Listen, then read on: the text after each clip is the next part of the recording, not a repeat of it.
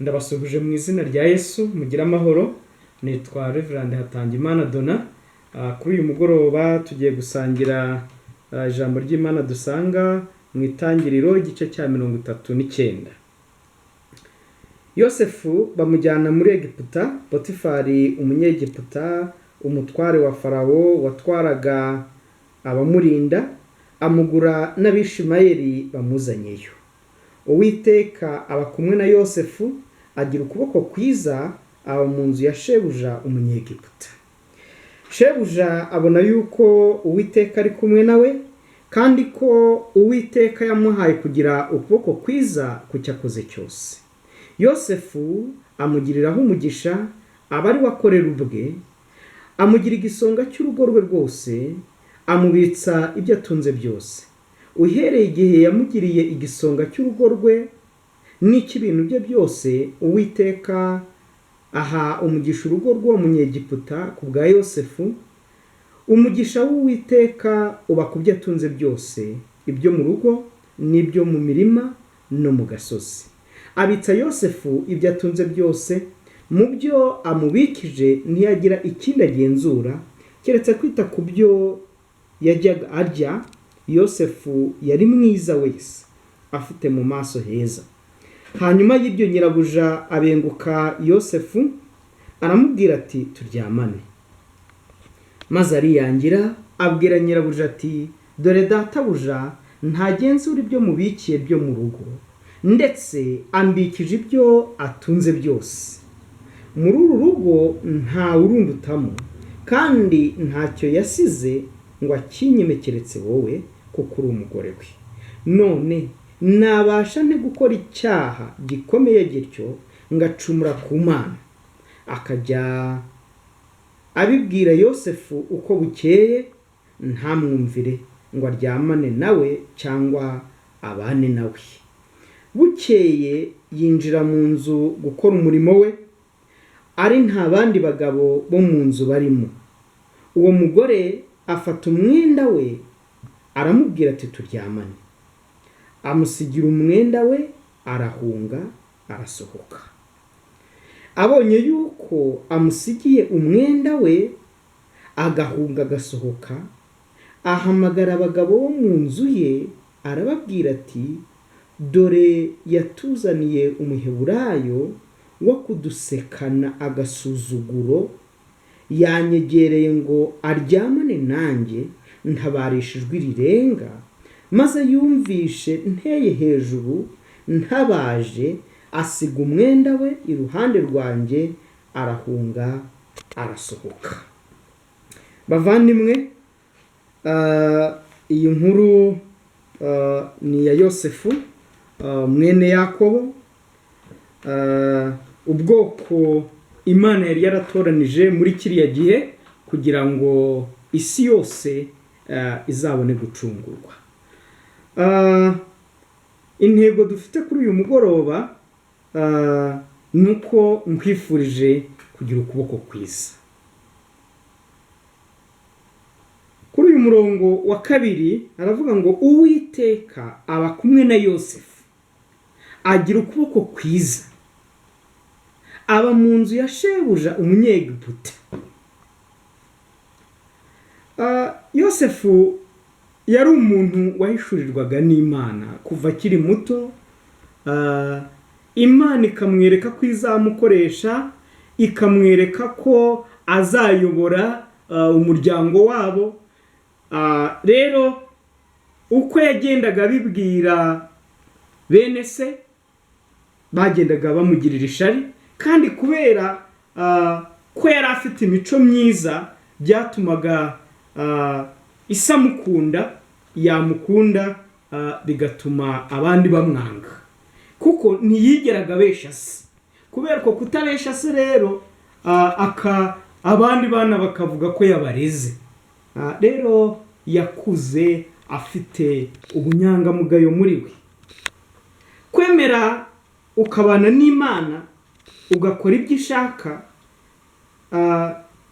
bituma ugira ukuboko kwiza. Ibyo nibyo byateye Yosefu kugira ukuboko kwiza. Nubwo yari ahantu bitamworoheye, yari yavuye mu muryango, nta cyaha akoze, ariko ishari rya bene se bituma bamugurisha. Ariko aho bamugurishije, Imana ikomeza kugendana nawe. Umurongo wa 3 ngo shebuja abona yuko Uwiteka ari kumwe nawe, kandi ko Uwiteka yamuhaye kugira ukuboko kwiza ku cyo akoze cyose. Iyo ugendana n'Uwiteka, iyo wubaha Uwiteka, iyo utagira umujinya, iyo utitura abantu inabi bakugiriye, Imana igendana nawe ikaguha ukuboko kwiza. Ndetse n'abantu bakabimenya, abagukoresha cyangwa abo mukorana cyangwa abo mubana nabo bakabibona. Rero uyu muyobozi ukomeye cyane muri Egiputa muri kiriya gihe yabonye ko Yosefu afite ukuboko kwiza. N'abantu rero iyo ufite ukuboko kwiza barabimenye. Kandi nimba uri umukozi, ukwiye gukora neza kugira ngo umukoresha wawe akwishimire. Rero ubu twebwe turi abana b'Imana, kandi kuko turi abana b'Imana tugiye gukora imirimo. Hari inshingano dufite, dukwiye kuzikora neza, ukuboko kw'Imana kukagumana natwe. Rero kubera ko ukuboko kwiza kwatumye Potifari aha Yosefu akazi ko mu rugo kose, nta kintu yasize. Ku murongo wa 4 ngo Yosefu amugiriraho umugisha, aba ari we akorera ubwe, amugira igisonga cy'urugo rwe rwose, amubitsa ibyo atunze byose. Iyo uri umunyamasengesho, iyo uri umukristo, ukwiriye kuba umuntu ugirirwa icyizere, umuntu ukora neza, umuntu udakorera ku jisho, ku buryo n'Imana yakwitegereza ikavuga ngo uriya muntu ni umukozi. Abo mubana, abo mukorana bakishimira ibyo ukora, ukuboko kw'Imana kukabana nawe. Iyo wubasha Imana, n'abantu nabo barakwemeje, bakagusabira neza, bakakuvuga neza. Ibyo bigatuma ibyo ukoze byose biba byiza. Uhereye igihe yamugiriye igisonga cy'urugo rwe n'ikibintu bye byose, Uwiteka umugisha urugo rw'uwo munyegiputa ku bwa Yosefu. Umugisha w'Uwiteka uba ku byo atunze byose, ibyo mu rugo n'ibyo mu mirima no mu gasozi. Ese mwene data, wowe uri gukurikirana Umuyoboro TV, imirimo ushinzwe, imirimo ukora, ese uyikora neza? Uyikora mu buryo buhesheje Imana icyubahiro? Imana yagiriye neza Yosefu, maze ibyo yakoraga byose Imana ibisesekazamo umugisha. Ntabwo nzi ibyo ukora, ariko wowe ibyo ukora urabizi, ibyo ushinzwe urabizi. Ubikora uti? Nimba wubaha Imana, uzaba igisubizo cy'ibibazo. Rero ukwiriye kwishimira kuri igisubizo. Yosefu kubera kugira ukuboko kwiza, byatumaga bamwongeza imirimo. Ariko iyo umukozi adakora neza, ahubwo bagenda bamwambura ibyo yakoraga, bakabigabanya, kuko baba babona nta musaruro. Ariko iyo usenga, ukizera Imana, ukiringira Imana, nubwo waba uri mu mibabaro, nubwo waba uri mu kaga, nubwo waba uri ahantu hatagushimishije, ariko ugakora neza, bituma Imana ikomeza kubana nawe, bakagenda bakongeza. Haleluya!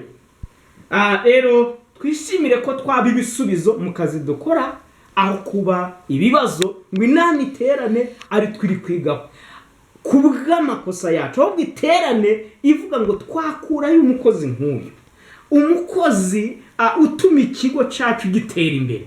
Umukristo akwiriye gukora aho akora bagatera imbere ntibasubire inyuma, kubera ukuboko kwiza kw'Imana. Imana izabana natwe, yarabitubwiye, nzabana namwe, nzatuma ababana namwe bagira umugisha, kandi namwe mugira umugisha kuko yabisezeranije Aburahamu. Kandi mu by'amasezerano natwe turi urubyaro rwa Aburahamu, kuko Aburahamu yizeraga Imana kandi natwe twizera Imana. Bavandimwe, turebye ku murongo wa 6 ngo abitsa Yosefu ibyo atunze byose. Kubitsa manager, amuha ibintu ngo abimanaginge, amuha ibintu ngo abiyobore, ngo keretse kwita mu byo amubikije ntiyagira ikindi agenzura keretse kwita ku byo yaryaga arya. Yosefu yari mwiza wese, afite mu maso heza. Abanyarwanda hari igihe bajya bavuga ngo abagabo ngo nta mwiza w'umugabo, ngo bose ni beza. Nibyo, bose ni beza, ariko nimba uri umugabo ukwiriye kuba mwiza wese. Kuba mwiza wese bivuga gukorera ibintu ku gihe, bivuga kuba Imana ikureba ikabona ko ibyo ukora ubikora neza, ikareba no mu mutima ikabona ko ubikora neza, kugira gahunda, kufite urukundo, kufite ishaka, kandi ukumva utewe ishema nuko abantu bishimira ko wakoze neza. Abana bawe bishimire ko wakoze neza, umugore wawe yishimire ko wakoze neza, mbese uri igisubizo, wiba ikibazo kubwo bigisubizo. Ngo Yosefu yari mwiza wese. Kubera ubwo bwiza rero byatumye nibyo Potifari amuha ibintu byose arabicunga, ngo nta nubwo yigeragaza kugenzura ibyo yamubikije, kuko yabonye ari umukozi w'Imana, yabonye ari umwizerwa, yabonye ari umuntu udasanzwe. Umuntu wubaha Imana aba ari umuntu udasanzwe. Ariko umugore wa Potifari we yabibonye mu bundi buryo. Hari igihe ibyiza ukora, ubwiza bwawe bamwe babibona nk'igisubizo, ariko abandi kikaba ikibazo. Cyabaye ikibazo ku mugore wa Potifari. Bwa bwiza kwa gukora neza byatumye Satani amwinjiramo, yifuza kuryamana nawe, ndetse agera nubwo atifuza kuryamana nawe gusa, ahubwo ko yaba nk'umugabo we. Ariko Yosefu arangije arabihakana. Murongo wa 7 ngo hanyuma y'ibyo nyirabuja abenguka Yosefu aramubwira ati turyamana. Nawe bitekerezeho, ibaze umukozi wo mu rugo,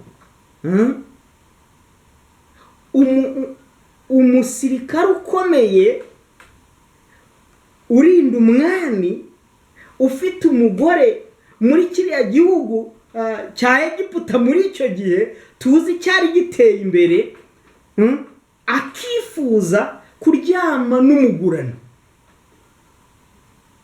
Satani ajya twereka uburyo ibintu by'ibyaha biryoshe, ariko nta buryohe bwabyo. Ni ukugira ngo bitwandagaze gusa, bidutesha agaciro, kuko uko byamera kose uyu munsi bikore neza, urumva uryohewe, urumva nta kibazo, ariko arakwibikiye, igihe nikigera azagutangaza. Dufitiye urukundo utazatuvamo ni Yesu wenyine, kuko yaradupfiriye. Ni Imana yonyine, kuko niyo yaturemye, kandi ni Umwuka Wera, kuko ni umujyanama wacu. Haleluya!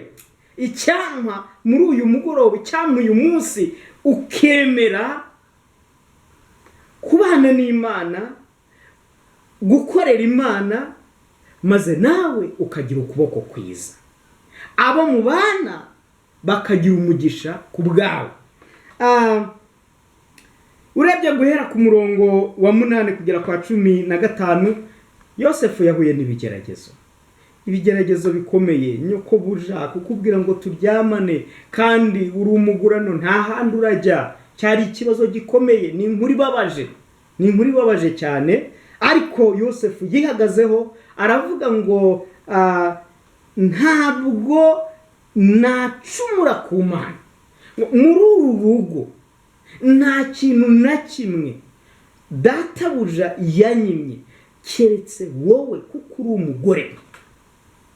Yihesheje agaciro. Ese mwene data, mu murimo wawe, mu bigeragezo uhura nabyo, ushobora kwihagararaho wihesha agaciro, cyangwa umeze nka muka Potifari ukitesha agaciro kugera n'ubwo umanuka ugashaka kuryamana n'umugaragu? Rero abataryamana n'abagaragu bashobora kuryamana n'abaja, ariko ndabinginga ngo nubwo yaba ari mwiza te, umuntu mwashakanye muhesha agaciro, ariko ucyuhesha agaciro gusumba uhesha agaciro gusumba ibindi ni Imana yakuremye. Imana ikureba uri wenyine, Imana ikureba uri hamwe n'abandi, Imana ireba mu mutima wawe. Yubahe maze uyubahishe. Bavandimwe, Yosefu Imana yagiye ibana nawe, nubwo yahuye n'ibibazo, nubwo yahuye n'ibigeragezo, ariko kubera kwihagararaho, kubera icyo yamenye, kubera ko azi ko Imana itagitererana bayo, yakomeje kuyubahisha. Kubera gukomeza kuyubahisha, igihe muka Potifari yatabazaga abesha ngo yashatse kumwegera, ngo yarabihimbye arabibirindura kugira ngo uriya muntu wanze kuryamana nawe ajye mu kaga. Ariko byari mu mugambi w'Imana. Humura, ibibazo unyuramo biri mu mugambi w'Imana. Bishobora kuba biri mu mugambi w'Imana nimba atari byatewe n'ibyaha. Ibibazo uhura nabyo byihanganire, ariko wowe ukomeze usenge, komeza wiringire Imana, komeza wumvire Imana. Nuko arahamagara muka Potifari, hamagara abagabo, arabahamagara ngo yanyegereye, ngo arangije ngo ashaka ko turyamana, ngo dore ikimenyetso, mfite umwenda we. Birashoboka ko hari abantu baba bafite ibimenyetso byawe, ariko babifite mu buryo butari bwo, ibyo ntibigutera ubwoba. Humura, hari abashobora kuba baragufasha amajwi, hari abashobora kuba bafite ibindi bimenyetso bakabibeshesha kugira ngo ujye mu kaga, ariko ukomeze wizera Imana. Nta kizatuma ukuboko kwiza kw'Imana kutagumana nawe. Bavandimwe, Yosefu yagiye gufungwa aziruse, ariko kuko ukuboko kwiza kw'Imana kwari kumwe nawe, ageze no muri gereza yakomeje kuyobora, yita ku batware bari bafunzwe, bakoshereje umwami. Umwe yari umuziritsi wa vino, undi yari ashinzwe iby'imitsima, ngo bari abashefu, bari abantu bakomeye, bari abantu bakuru. Ngo nuko barangije bamutegeka ko ajya batekera, ariko aho ngaho naho Imana imugirira neza. Nuko arangije ngo arotora inzozi z'umuziritsi wa vino, ndetse n'uwe rushinzwe gutanga imitsima, maze uwari ushinzwe ibya vino aramubwira ngo urasubira ku kazi. Arangije aramubwira ati, aramwihanangiriza ati, rwose uzamvuganire nazize ubusa, ati ino si iwacu, nazize ubusa, uzamvuganire. Ngo ariko agezeyo aribagirwa. Wa wundi wari ushinzwe iby'imitsima arangije aramubwira ati wowe barakumanika kandi bisiga bizarya umutwe wawe, inyama ziriho bizazirya. Kandi niko byagenze. Rero numva ngo avuye mu rugo kwa Potifari, nubwo ari mu bibazo ariko n'ubundi arakomeza ayobore, kuko impano ye ni ukuyobora nyine. Rero igihe kigeze nyuma y'imyaka 2 ngo umwami nawe arota inzozi. Arose inzozi, abakonikoni n'abapfumu bose ntihagira n'umwe ushobora kuzirotora. Ariko wa muziritsi wa vino yibuka ko muri gereza yasize Yosefu hari ibizabibutsa. Haleluya, humura, hari ibizabibutsa bitume Imana igaragaza ibyo yakuvuzeho, bitume ukuboko kwiza kw'Imana impano ikurimo ikora. Ngo nuko baragenda bafata Yosefu bamukurayo, araza arotorera umwami inzozi, avuga iby'inka nziza nimbi, avuga iby'amahundo meza n'amabi neza, ngo avuga ko hagiye kubaho ubukungu mu myaka 7 ndetse hakabaho n'umukene mu myaka 7. Ngo none umwami nashaka umuntu w'umuhanga, bwa bwenge kwa kuboko kwiza gutuma arushaho guhishurirwa, ageze ubwabo umujyanama w'igihugu cyose cya Egiputa. Kuko kubaha Imana yanze gufata, yanze kujya mu byaha, yarihanganye, yariziritse. Umva, burya ni fiyeri rikomeye iyo umuntu arifite icyubahiro ukaba waryamana n'umugore we kubapfapfa, ku banyabyaha cyangwa se ku bantu batubaha Imana, ryaba ari fiyeri. Ariko ku bw'amasezerano, ku bw'umugambi w'Imana, ku bw'iby'Imana yakuvuzeho, cyaba ari igihombo gikomeye. Ndabinginze mwirinde, mutegereze, mwihangane, maze iby'Imana yabavuzeho, iby'Imana yabasezeranije muzabibone, nge namwe tuzabibone. Ikizatubera kiza gusumba ibindi byose nuko nge namwe tuzagira uko kuboko kwiza, maze tukazabona ubugingo buhoraho. Haleluya. Kandi niyo haba hari icyaha waba warahuye nacyo, wowe ntube waratsinze, kuko Yosefu yatsinze. Ukaba waratsinzwe n'ibigeragezo, ukaba hari icyaha wakoze, ukaba hari icyaha waguyemo, icyari cyo cyose, ndakwinginga ngo iri jambo ritume wongera gutekereza ku cyo Imana yakuvuzeho, ku by'Imana yadusezeranije, maze wihane, uzabona ubugingo buhoraho, uzagira ishya n'ihirwe, kandi uzumva umutima wawe utagucira urubanza. Nuko Imana kuko itabesha, Imana kuko ari umukozi w'umuhanga, iba itumye Yosefu aba umuyobozi wungirije Farawo, umwami wa Egiputa. Kandi ndagira ngo mbibutse ko yari umwami w'abami, yari umwami w'abami, yari akomeye cyane, maze aramwungiriza. Ngo ntawe uzashingura ikirenge, ntawe uzagira icyo avuga, ntawe uzagira icyo akora Yosefu muri iki gihugu utabyemeye. Ariko ni umwana mwiza, yari umuntu mwiza, ntabwo yigeze agaragaza ko uwari nyirabuja yamubesheye. Oya, usibye na nyirabuja na bene se bari baramugambaniye. Ukomeje gusoma iki gitabo cy'Itangiriro, yarabababariye.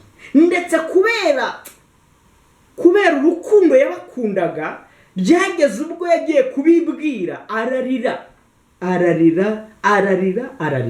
Bene data, mujye mugira urukundo rubatere kubabarira, urukundo rubatere kugira impuhwe. Ukuboko kw'Imana kwiza kuzakomeza kubana namwe, kuzakomeza kugendana namwe. Kandi bavandimwe, ndumva nshaka ko dusoza dusoma mu Byakozwe n'Intumwa igice cya 7.